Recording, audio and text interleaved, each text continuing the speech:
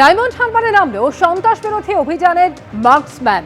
জম্মু কাশ্মীর থেকে সরিষায় এলো এই বুলেট প্রুফ গাড়ি মার্কসম্যান, যে গাড়ি উচ্চ ক্ষমতা সম্পন্ন এবং একাধিক বৈশিষ্ট্য রয়েছে। এটি সম্পূর্ণ বুলেট প্রুফ এবং স্বয়ংক্রিয় অস্ত্রের গুলিও প্রতিরোধ করতে সক্ষম। রাস্তার নিচে পোতা বিস্ফোরক থেকে যাত্রীদের সুরক্ষার জন্য এটি বিশেষভাবে তৈরি।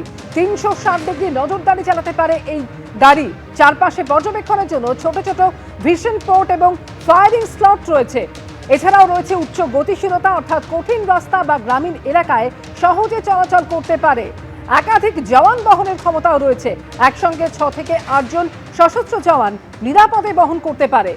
রুফ হ্যাচ বা গান পজিশন, অর্থাৎ প্রয়োজনে উপরের দিক থেকে অপারেশন চালানোর সুবিধাও রয়েছে এই বুলেট প্রুফ গাড়ি মার্কসম্যানের।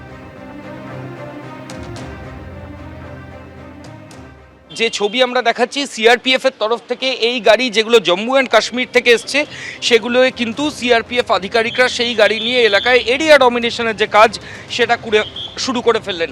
এই গাড়ি মার্কসম্যান গাড়ির নাম।